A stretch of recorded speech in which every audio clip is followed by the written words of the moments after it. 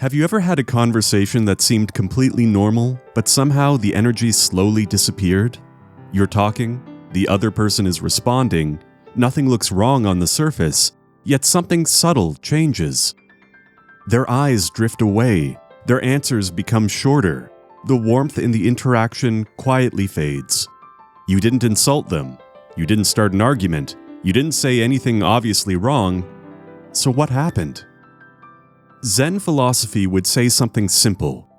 Sometimes a single sentence, spoken without awareness, quietly damages a conversation.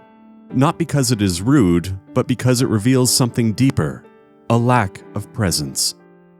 In this video, you'll discover 8 phrases that slowly push people away, even when your intentions are good. Once you start noticing them, your conversations change. People open up more. Interactions become calmer. To make this clearer, imagine someone named Daniel. Daniel believed he was a good communicator, but small habits in the way he spoke were quietly creating distance, and he had no idea. When he finally noticed these patterns, everything about his conversations began to change. And if you recognize even one of these phrases in your own conversations, you may suddenly understand why some interactions feel effortless, while others slowly fall apart. So stay with me, because the first phrase that pushes people away is usually said by the person who believes they are being the most supportive. Chapter 1. That reminds me of what happened to me. Have you ever shared something meaningful with someone, only to hear them respond with, "That reminds me of what happened to me"? At first, it sounds like connection, but something subtle just happened. The attention moved away from you and back to them.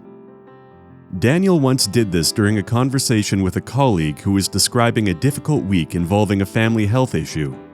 After listening for a moment, Daniel replied, "Yeah, that reminds me of when my father was sick last year." He meant it as empathy, but the moment quietly shifted. His colleague stopped sharing. Zen philosophy reminds us that real listening creates space. If every story becomes your story, the other person slowly disappears from the conversation. Instead of relating it back to yourself immediately, stay with their experience a little longer. Ask a question. Let their moment breathe.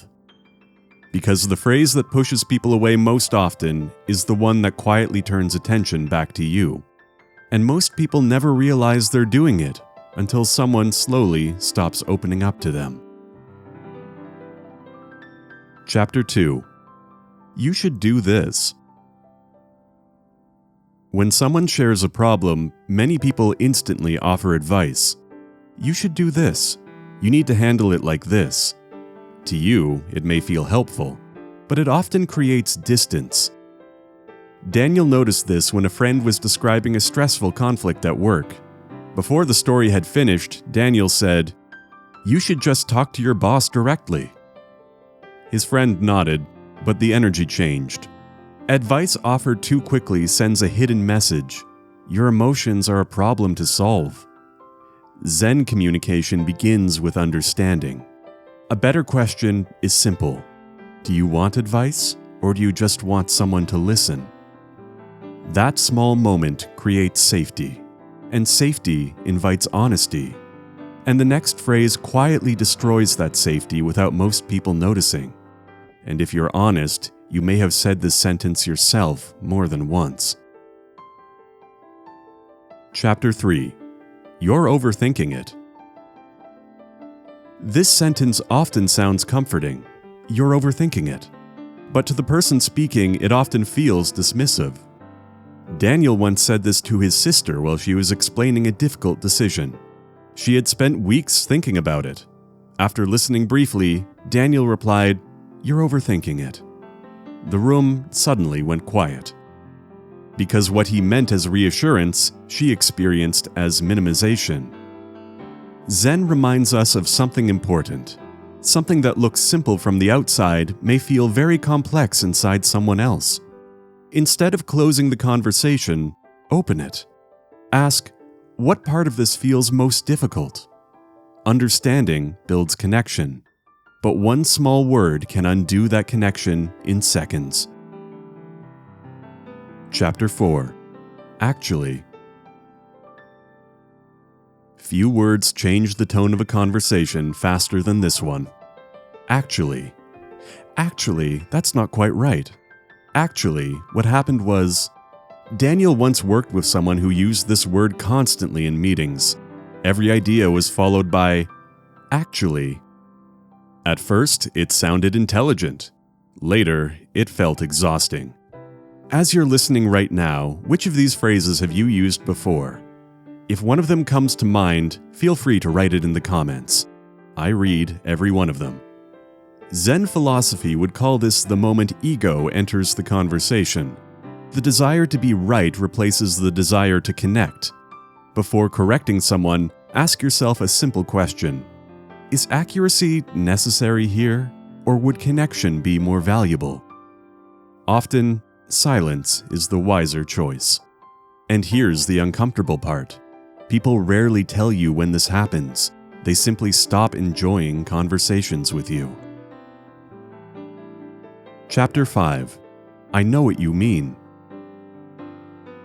Some people interrupt because they believe they understand. I know what you mean. Sometimes they even finish the other person's sentence. Daniel used to do this often, thinking it showed attentiveness. But one day a friend told him, "You interrupt people more than you realize." Once he noticed it, he saw the pattern everywhere. Each interruption shortened the other person's thoughts. Conversations became safer, but also much shallower. And once conversations become shallow, people stop bringing you their real thoughts. Zen communication values patience. Let people reach their own conclusion, even if you already know what they will say. But another sentence damages trust far more quietly. Chapter 6. Everyone thinks that about you. This sentence appears often in gossip. Everyone thinks that about him. People say that about her. It may sound harmless, but it quietly spreads distrust. Daniel once heard a coworker say this about someone who had just left the room. Everyone thinks she's difficult. Immediately, everyone listening had the same silent thought. What does this person say about me when I'm not here? And once that thought appears, trust rarely returns. Zen philosophy offers a simple rule. If words create unnecessary harm, silence is often wiser.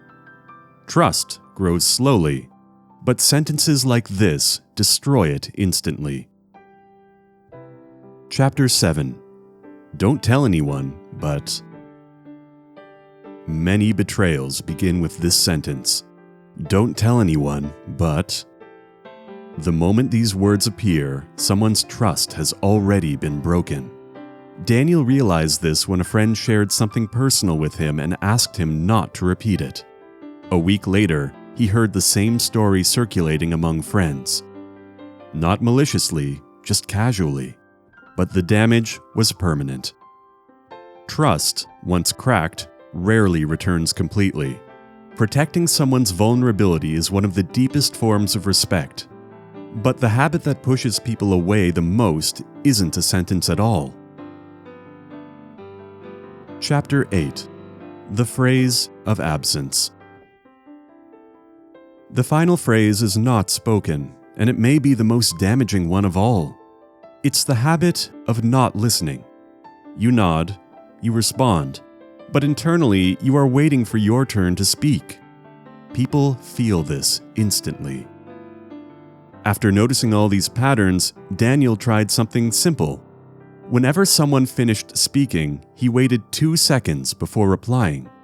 Those 2 seconds changed everything. People spoke more. They relaxed because they felt heard. And in a world where everyone wants to be heard, the rarest thing you can offer is simple presence. And most people will never realize how powerful that is.